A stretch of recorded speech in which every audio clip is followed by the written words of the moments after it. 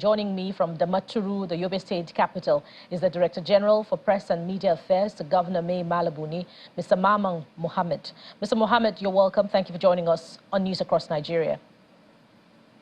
Thank you for having me.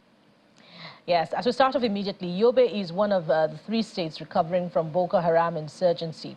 But what specifically is the state government doing to ensure the welfare and reintegration of returnees from the other impacted states and the border countries around Nigeria's north?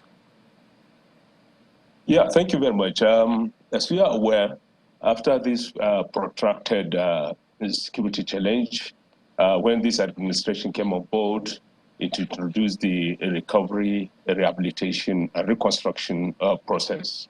And to the glory of God, this administration has achieved so much in this regard, as it has provided the communities with the required infrastructure for them to return back to their communities. And as we speak today, there is no single camp here in Yobe State.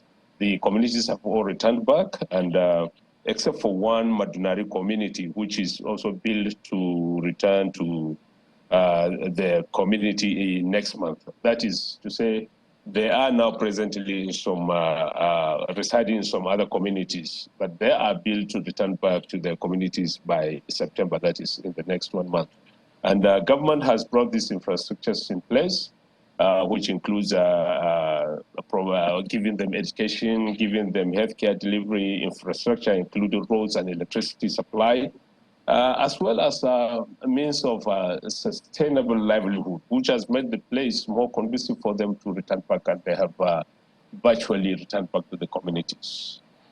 Well, for those who experience massive losses, perhaps in terms of farmland, and particularly accommodation, and maybe they owned property before or during the insurgency and they've lost them, we see that the administration embarked on the construction of 2,300 housing units. Do they qualify, by the way, to own any of those housing units? And what's the criteria for Yobe residents and indeed indigents to own any of those properties? Yeah, it is interesting to note that this is the highest housing intervention ever witnessed in the state.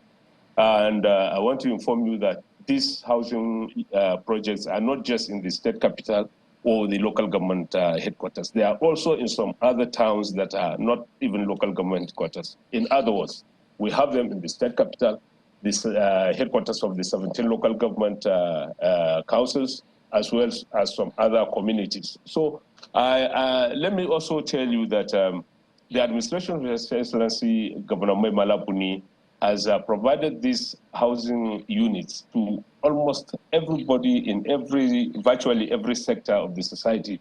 And interestingly, he has subsidized these housing units at by 50%. In other words, is the highest intervention we've ever had with such a very impressive subsidy given to the owners on an occupier basis. And farmers, traders, civil servants, as well as others outside the normal government, not necessarily working with government, have also benefited from this. And this has made the recovery process much more easier, the reconstruction process, and step back to do the normal work. Some of them are in the farm, some are on the farm, some of them are doing trading, some of them are into government work. So every sector of the society has benefited maximally from this gesture of His Excellency in the area of housing. Okay, let's go to another sector now. We see the investment in education, in the transformation of the outlooks and construction of some schools there. But to what extent has this led to an increase in the enrollment of children in schools? Yes, thank you very much. I'm glad to inform you that His Excellency Governor May Malabuni has ensured the reconstruction of schools that were destroyed by the Boko Haram insurgency.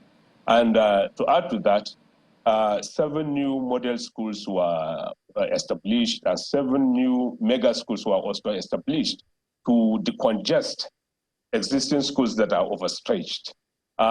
Interestingly, this has made a kind of, we've recorded migration from private schools to public schools here in Yobe State.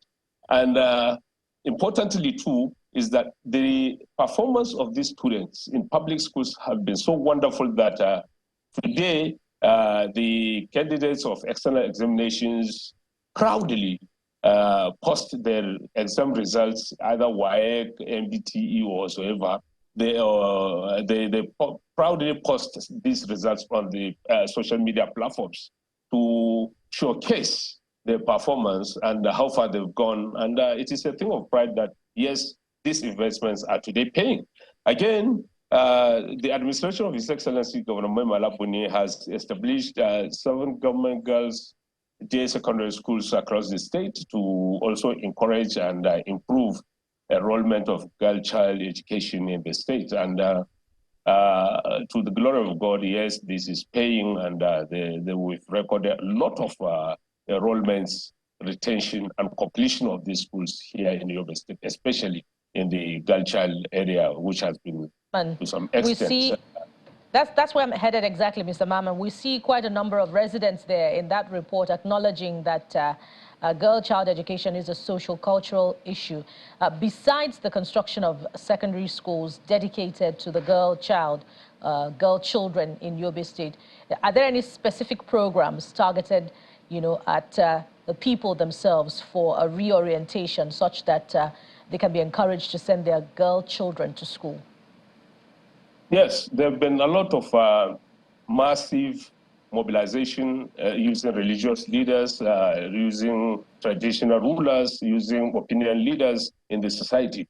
All of them coming together on the same page with the state government to ensure that, yes, let's do this together. It's a collective responsibility that we must do it to change the narrative, to make things work in the state, and for us to have the girl child education very successful. And it is quite paying. Mr. Maman Mohammed is the Director General for Press and Media Affairs to Governor Buni. Thank you very much for your time and contribution on the program. Thank you for having me. I'm grateful.